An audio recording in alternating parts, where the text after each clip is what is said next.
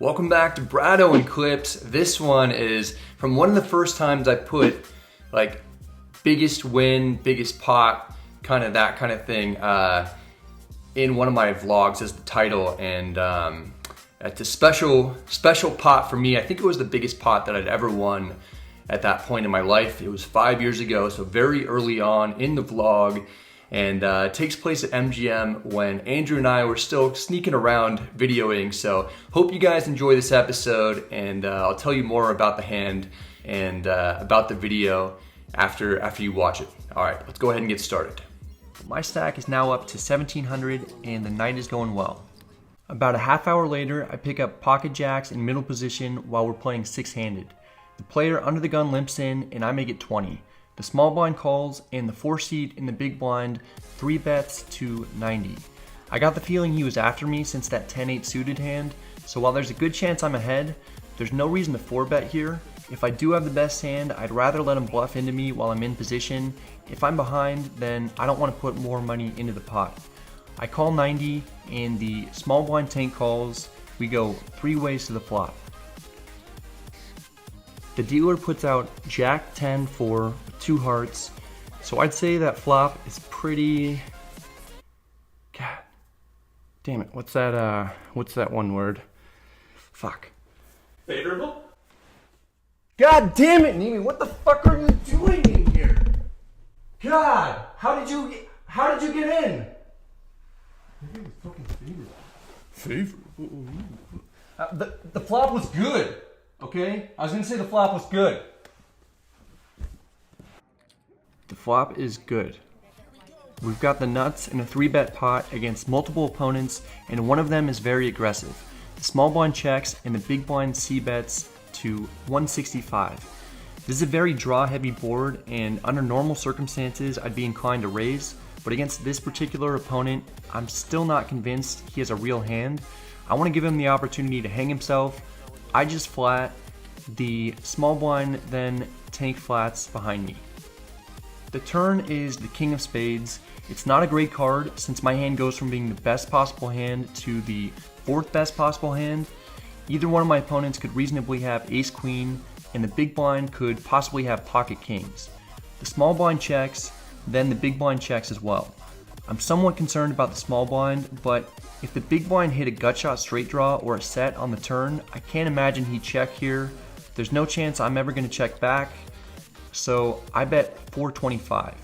The small blind folds and the big blind snap calls. I'm not sure what he has at this point. I'm almost certain he doesn't have me beat though, since he check called the turn instead of betting or check raising. The river is the 5 of spades. It's a great card and a complete blank. Player starts looking at my stack though and then asks how much I have left. I've got about 1,000. He announces a bet of 875 and starts sliding his stacks of red into the pot. This is a huge bet relative to the game we're in, and generally when people bet big and 2-5 on the river, they just always have it. I can't see how I can ever fold though, given the way the hand was played and my image of him. I'm at the very top of my range and his line doesn't make any sense. I make the call, hoping he didn't smash the turn. He says I'm good.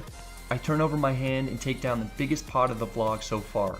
He said later that he had queen 5 of hearts, so he flopped the flush draw, turned an open-ended straight draw to go with it, then he rivered a pair and turned his hand into a bluff. He was a cool guy and put people in tough spots the whole night, but he got a little bit too aggressive from that point on, and his stack went from 4K to 200 by the time I left. Really nice to win that 3K pot. Super glad I came out here. Thanks to my buddy Eric for telling me that the game was good. After that huge pot, I stayed for a few more hours and won an additional couple hundred. By that time, it was 8:30 in the morning and I needed to get some sleep. I racked up, winning over 2,700 on the session, plus I won 150 earlier at the Mirage. It was a great night, and I definitely needed it after that trip to Sacramento. That's it for this one, guys. I hope you enjoyed it. If you did, I'd appreciate it if you hit the like and subscribe buttons because it helps out the channel a ton. If you have any questions or comments, feel free to let me know in the comments section. I'm happy to get back to you. I'd mentioned that I just come from the Mirage in this episode. I was there to see like kind of one of the first meetup game type things Andrew had done. He did a couple of those before he asked me to get involved in the meetup game stuff. So he was 100% the first person who I had ever heard of who tried to attempt, you know, something similar where we meet up with the viewers. And it was cool because he had like 50,000 subscribers and I had like 7,000 subscribers or something. I had a very, very small channel compared to his, and the fact that he wanted to bring me on and be part of this meetup game idea meant a lot to me. He did a cameo in this episode that you saw. That was the second time he had done a cameo, and it was really just the start of this whole poker vlogging thing where none of us really knew what we were doing, and we were sneaking around trying not to get caught filming at different properties.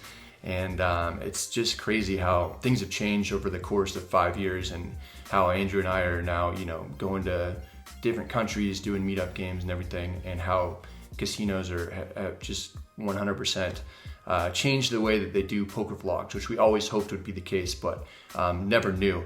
But yeah, this was the biggest pot that I'd ever won, I think, at that time, and I was excited to capture it for the vlog. I was excited to make content out of it and share it with viewers, and yeah, it was just my first like really big win for the YouTube channel, so it meant a lot to me. And that particular video did, I think it had performed the best out of like any of those first probably 50 or maybe even first 100 videos that I put out.